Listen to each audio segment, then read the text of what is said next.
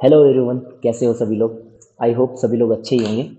सो तो हम ये वीडियो में कवर करेंगे कि नवगुरुकुल का जो लर्निंग राउंड होता है वो अ, किस प्रकार का होता है, कैसे होता है, उसमें किस टाइप्स के क्वेश्चंस आते हैं। ये सारी चीज़ें इस वीडियो में हम आज कवर करेंगे। ठीक है, मेरा नाम है सजल और शुरू करते हैं वीडियो।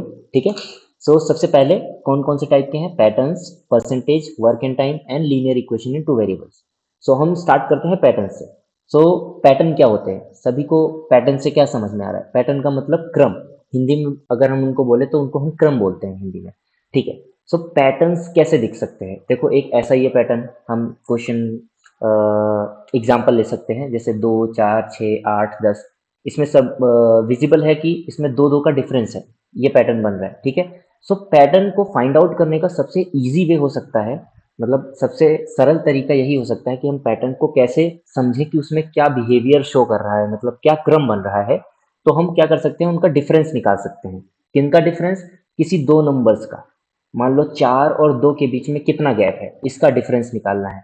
तो हम कैसे करेंगे? हम करेंगे 4 - 2। हमने किया, हमें पता चल गया 2। फिर हमने फिर हमने क्या किया, 6 से 4 को माइनस किया, वो पता चल गया, वो भी 2 आया। फिर 8 से 6 को माइनस किया, वो भी 2 आया। फिर 10 से 8 को माइनस किया, वो भी 2 आया। ठीक है।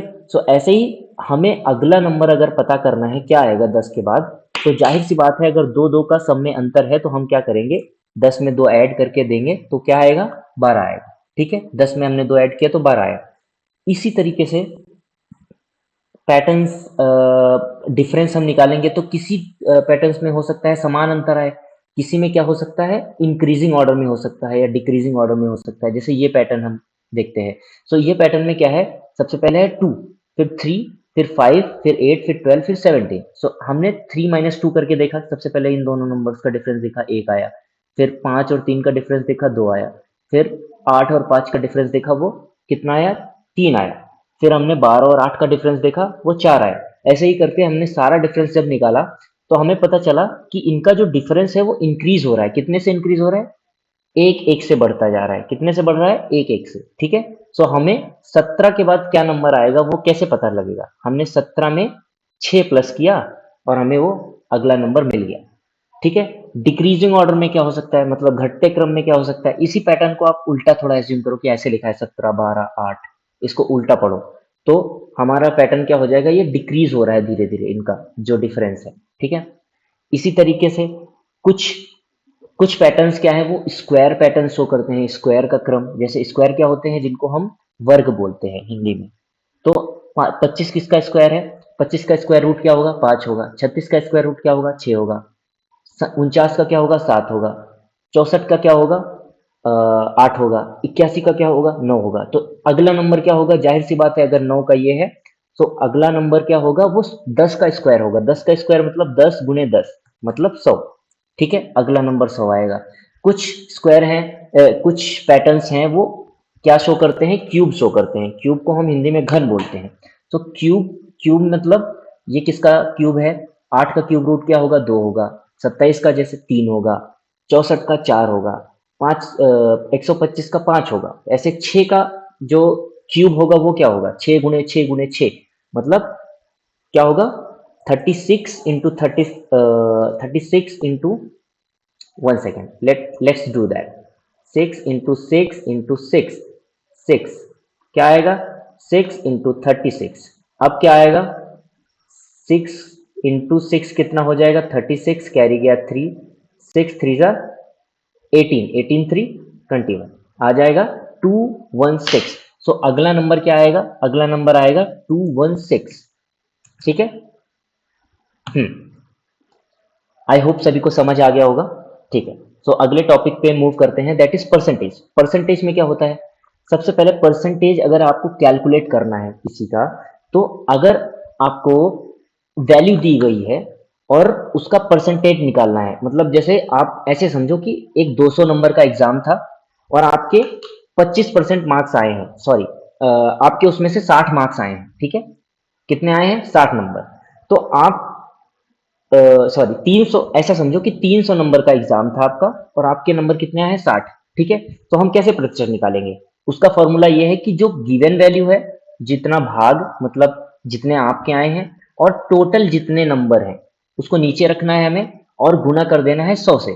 तो इसको हम करके देखते हैं क्या आना चाहिए। देखो, हाँ, सो हमें दिया गया है जो 60 है वो हाउ मच परसेंटेज है किसका, 300 का। तो हम ऐसे करते हैं 60 जो भाग है अपॉन टोटल इंटू 100 करते हैं। ठीक है, जो जीरो से दो जीरो कैंसिल, 3 3 टू जा 6, 20 मतलब कितना परसेंट आया, 20%।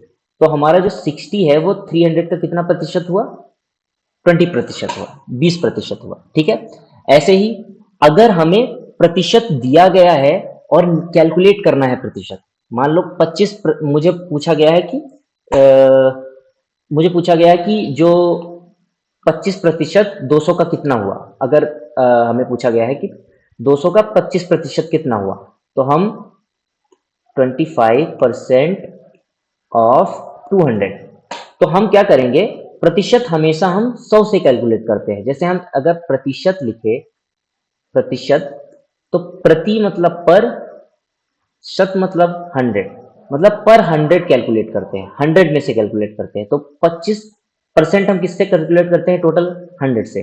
तो हम जब परसेंट से नंबर में चेंज करना होगा तो हमें 25 मैंने लिखा जितना परसेंट वैल्यू दी गई है, और अपॉन में सीधे 100 आ जाएगा। जैसे ही परसेंट साइन हटाओगे आप, अपॉन में 100 आ जाएगा। और जो ऑफ है जिससे निकालना है उसको हम कर देंगे गुना। ठीक है, दो जीरो से दो जीरो कैंसिल, बचा एक इधर, 25 को 2 से गुना करेंगे आएगा 50। मतलब क्या है कि 200 का 25% कितना हुआ, 50 हुआ। ठीक है, समझ आया सभी को, आई होप सभी को समझ आ गया होगा। ठीक है, अगले टॉपिक पे मूव करते हैं।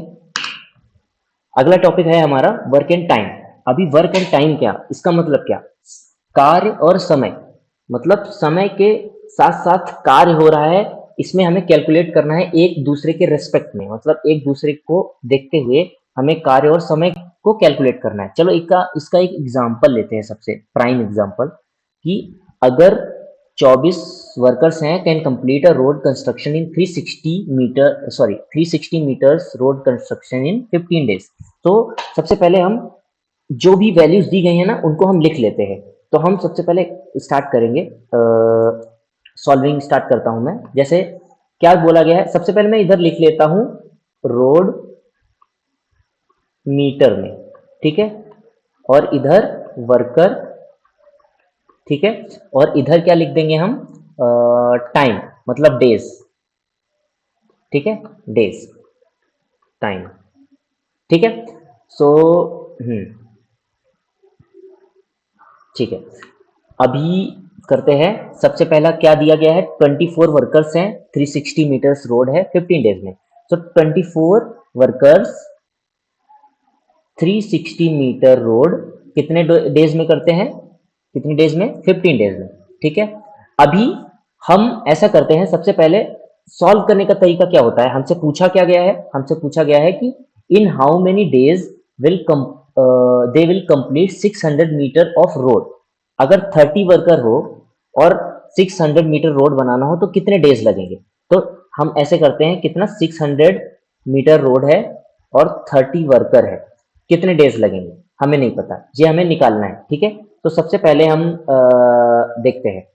सबसे पहले हमें 14 डेज का वर्क पता है, कितना है, 360 मीटर। हम 1 डे का वर्क निकालते हैं। ठीक है, तो अभी वर्कर्स हमारे कांस्टेंट रखो, हमें निकालना कितना है कि 15 डेज में 360 मीटर, तो एक डे में कितना होगा, एक डे में कितना होगा, 360 अपॉन 15, ठीक है, 2 6 4 मतलब 24 आएगा।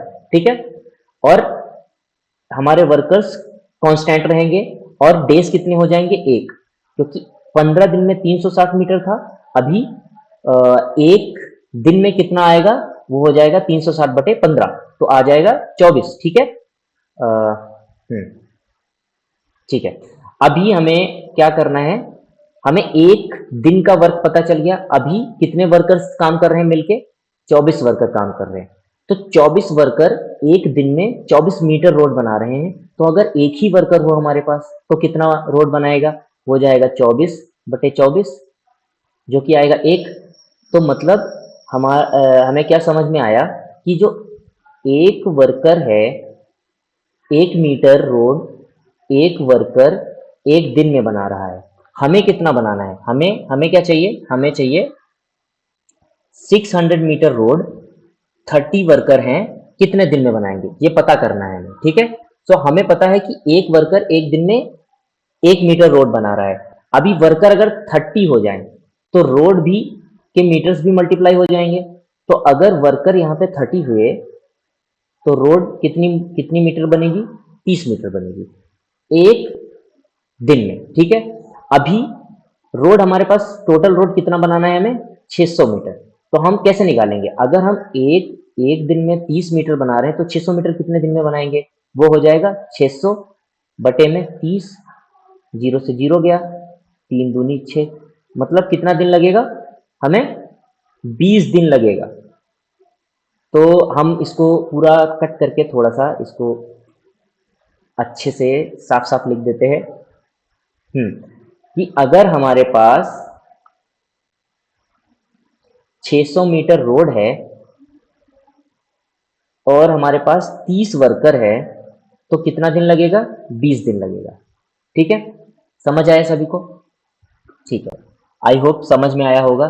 सो इसका आंसर क्या आएगा? इसका आंसर आएगा 20 डेज। ठीक है, अभी हम लीनियर इक्वेशन पे आते हैं। Linear equation in two variables, इसका मतलब क्या है? लीनियर इक्वेशन को हम बोलते हैं रेखीय समीकरण हिंदी में।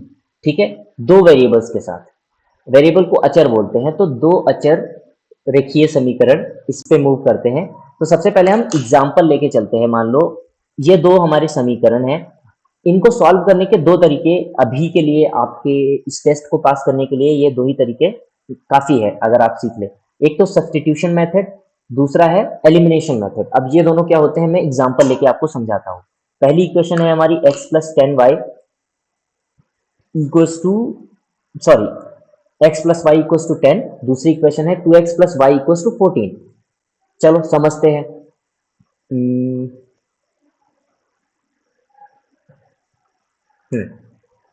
तो पहले हमारी क्या है?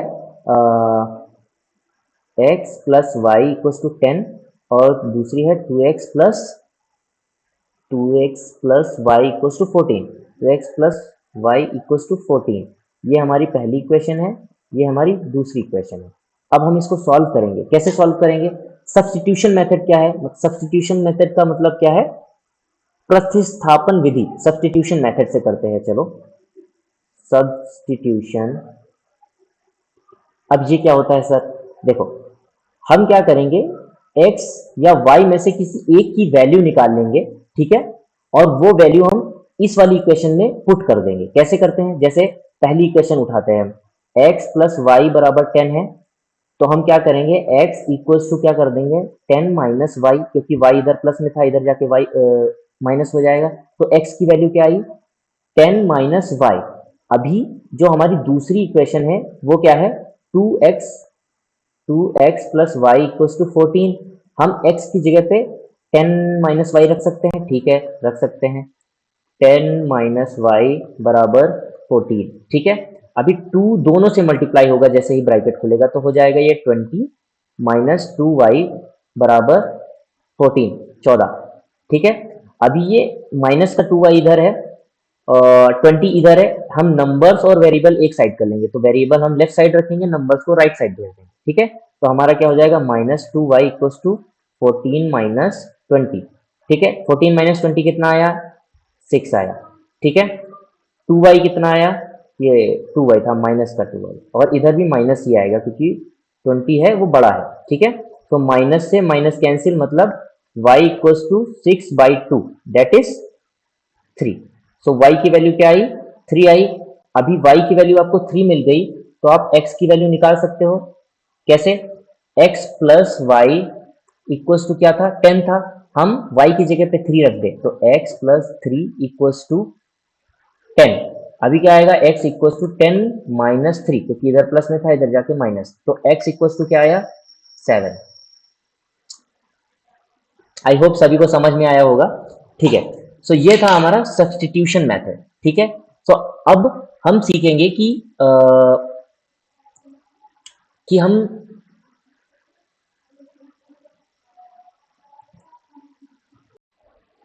ओके हम क्या करेंगे, अभी ये वाला क्वेश्चन जो है इसको हम इक्वेशंस में बदलेंगे और फिर इसको हम सॉल्व करेंगे, एक्स और वाई का वैल्यू निकालेंगे।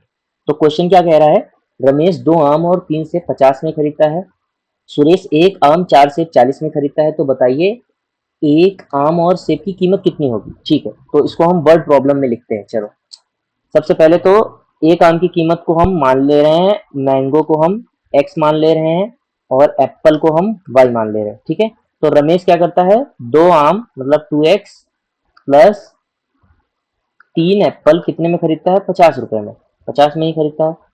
हाँ, ठीक है, और सुरेश 1 आम और 4 सेब, 1 आम और 4 सेब कितने में खरीदता है, 40 रुपए में। ठीक है, हमें दो इक्वेशन मिल गई। अब हम x और y की वैल्यू निकाल सकते हैं। कैसे, हम देख रहे हैं यहाँ पे 2x है, यहाँ पे सिर्फ x है, तो अगर हम इस वाली इक्वेशन को 2 से मल्टीप्लाई कर दें, मतलब 2 से गुना कर दें, तो क्या होगा, ये इक्वेशन क्या बन जाएगी,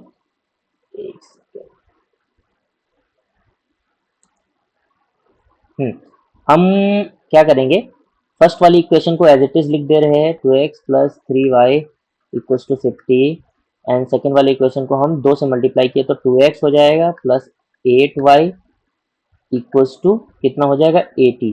अब हम क्या करेंगे, इक्वेशन को माइनस कर देंगे, तो इधर पहले प्लस था, माइनस हो जाएगा, इधर माइनस हो जाएगा, इधर माइनस हो जाएगा, 2x से 2x कैंसिल, 8y से 3y गया, 5y इक्वल्स टू कितना आएगा, 80 से 50 गया, 30। अब y इक्वल्स टू क्या आया, y इक्वल्स टू आया 30 अपॉन में 5, 6, मतलब सेब की कीमत कितनी आई, 6। अब हमें y की वैल्यू पता है, हम x की वैल्यू निकाल सकते हैं, कहाँ से, x plus 4y equals to 40, इसमें हम x y की जगह पे रख देते हैं 6 इक्वल्स टू 40। अब क्या हो जाएगा, x इक्वल्स टू हो जाएगा, ये आ जाएगा 24, 24 इधर जाके क्या हो जाएगा, 40 minus 24, that will be 16। So y equals to क्या आ जाएगा, 16, मतलब मैंगो की कीमत कितनी है, 16 एंड एप्पल की 6। ओके, दैट्स इट, इतना ही था इस वीडियो में। ओके।